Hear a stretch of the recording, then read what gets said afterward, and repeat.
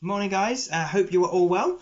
Hope you've had a lovely week. I'm sure all of you are now at the end of term, end of school year, on school holidays now. I know for some of you, you may have kind of been on holiday anyway for a few weeks. I know some of you have been homeschooling, but I know a few of you have been at school. So hope you have a lovely next few weeks, whatever it is you're up to in the summer holidays, whether you're going away anywhere, having fun at home, whatever you're going to be doing. Hope you have a lovely school holidays. Now, this morning, we're going to be continuing looking at the story of Joseph. I know you've been looking at this for the last couple of weeks, so hopefully you all know where we're at with this story at the moment. Joseph is an amazing story, so if you have missed any of the last couple of weeks, go and have a watch those videos. It's a brilliant story to learn about the life of Joseph, what he did.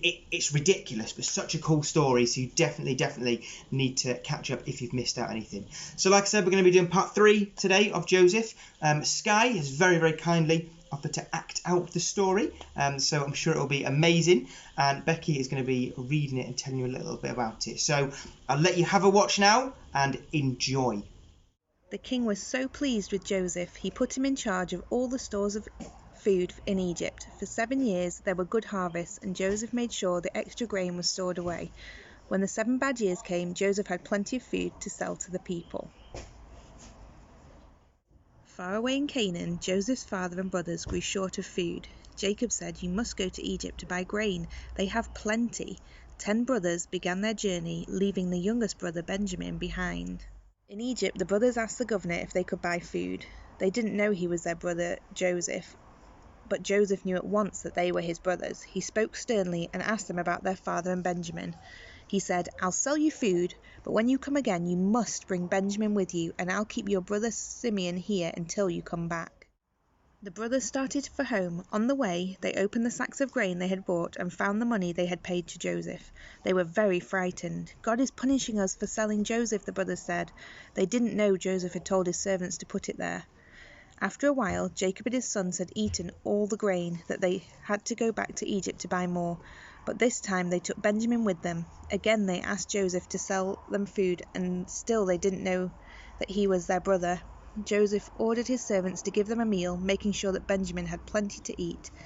The next morning the 11 brothers started for home.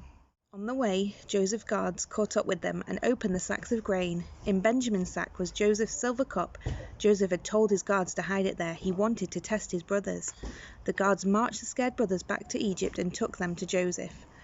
"You may go home," he said, "but you must leave Benjamin here with me." The brothers were very upset.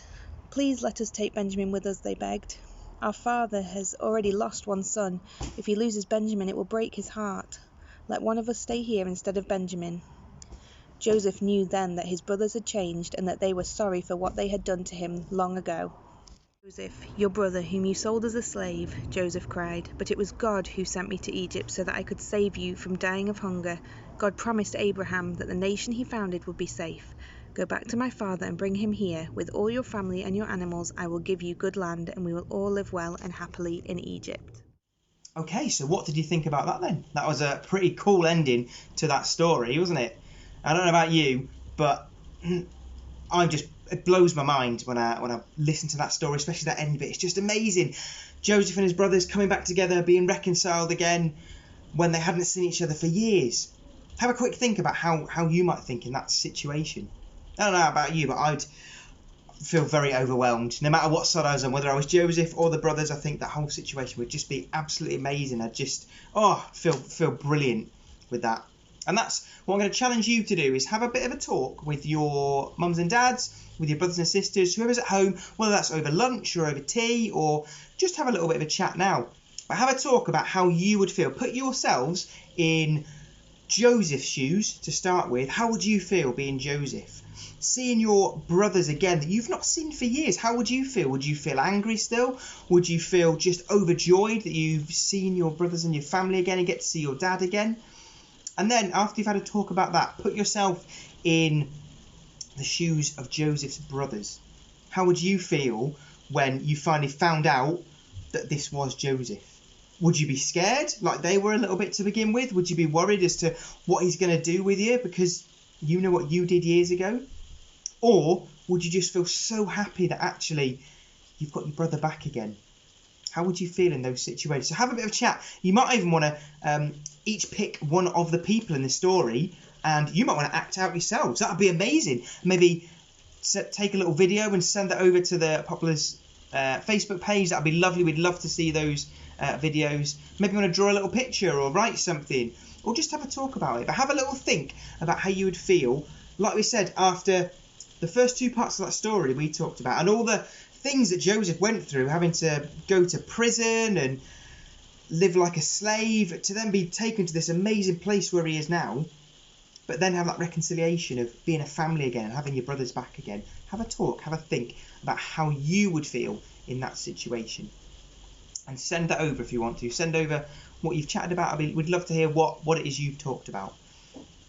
Now, before I go, just want to say, like I did at the beginning, I hope you have a wonderful school holidays, whatever it is you're up to, whatever you're going to be doing. I hope the weather is a bit better than it is right now. It is raining currently. Hopefully we're going to see some beautiful sunshine again. You can get out and have some fun. Whatever you're doing, I hope you have a lovely time, and hopefully I will get to see you all again very soon. But enjoy yourselves and take care. All right, bye.